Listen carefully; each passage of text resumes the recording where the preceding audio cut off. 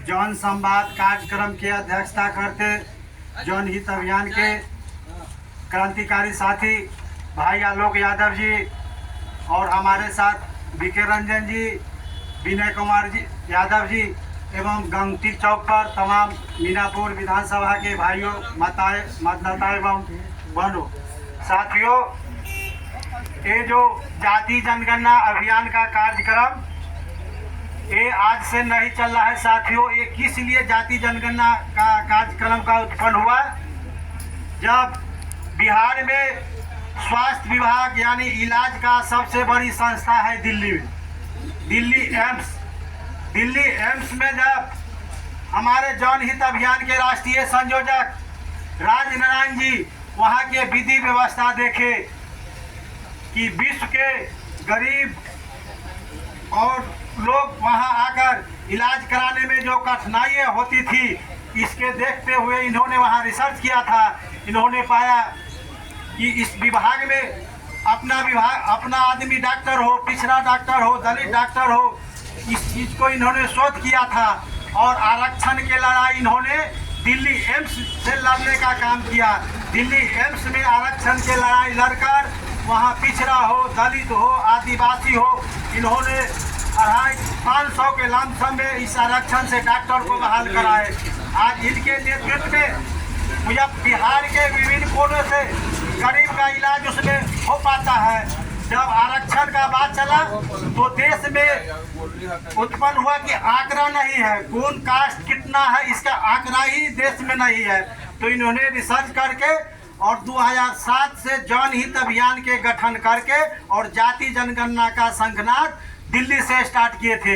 दिल्ली के मीटिंग में इन्होंने लमसम हजारों मीटिंग किया। शुरुआत में समाजवादी चिंतक शरद यादव जी ने इनके मीटिंग में शरीक हुआ करते थे, मुलायम सिंह यादव ने शरीक हुआ करते थे और साथ से ये आंदोलन का शंखनाद किए साथियों। हम और आलोक भाई पटना के मीटिंग में 5 में परिचय हुआ था और 2013 में इनको बुलाकर बिहार यूनिवर्सिटी में हम लोग सम्मेलन कराने का काम किए। उस सम्मेलन के माध्यम से हम लोग ने आंदोलन का घोषणा किया।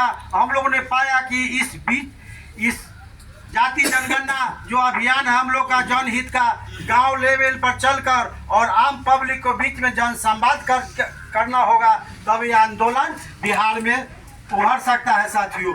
और राष्ट्रपिता महात्मा गांधी की सत्याग्रह स्थल भितिहरवा 15 जनवरी 2021 के हम लोग ने चुना। वहां से हम लोग जाति जनगणना रथ का शंखनाद किया। मोतिहारी, बेतिया, शिवहर, सीतामढ़ी, मुजफ्फरपुर, शिवहर और मुजफ्फरपुर होते हुए लोकनायक जयप्रकाश की धरती, समाजवादी चिंतक जननायक कर्पूरी ठाकुर की धरती समस्तीपुर में हम लोग का कार्यक्रम 1 सप्ताह तक गांव गमई होते रह गया।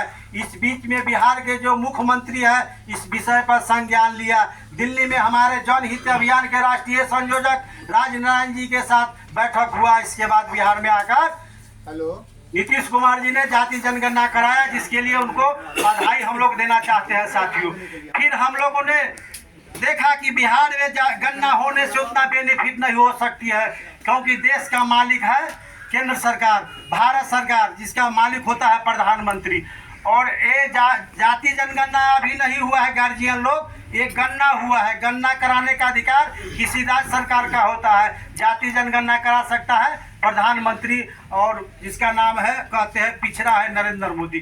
तो हम लोग ने चुना लोकतंत्र की जननी वैशाली बिहार की धरती। वहां से हम लोग 29 जुलाई से हम लोगों ने कार्यक्रम ठाना कि विश्व में लोकतंत्र की जननी वैशाली बिहार जो समाजवादी की धरती है, 6025 ईसा पूर्व यहाँ से लोकतंत्र जो वोट देने का अधिकार 52 में किया था ये सरकार। ये लोकतंत्र उत्पन्न बहुत सौभाग्य की बात है। इस गांव भी वैशाली कंस्टिट्यूंसी में पड़ता है।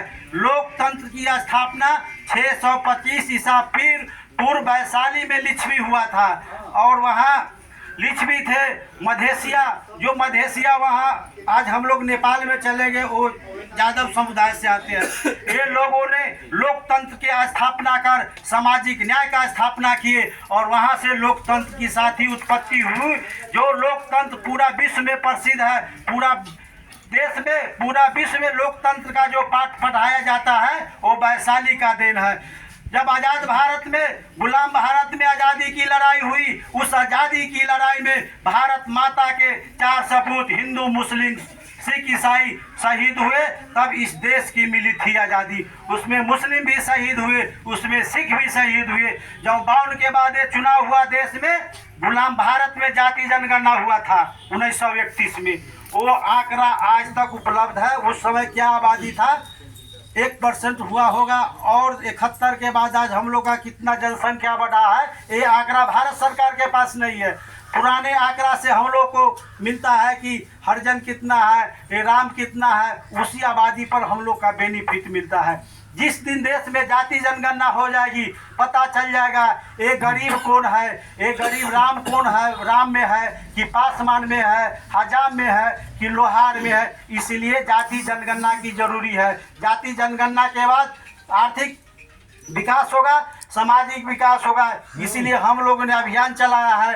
केंद्र सरकार इस चीज को कराना नहीं चाह रहे हैं, क्योंकि उनका मुद्दा विकास का नहीं है, उनका मुद्दा है धर्म का। धर्म और संविधान का लड़ाई है। ये 52 में जब चुनाव हुआ तो संविधान से देश चलता है और धर्म से देश नहीं चलता है। संविधान में है कि हिंदू का पूजा पाठ उसमें है, मुस्लिम का पूजा पाठ है, सब धर्म का संविधान में दिया हुआ है। एक केंद्र सरकार जो है सिंगल जय श्री राम धर्म पर चलाना चाह रहे हैं। धर्म पर देश चलने वाला नहीं है। धर्म पर चलाते चलाते आज देश में 40% गरीबी छा गया, 72% देश में बेरोजगारी।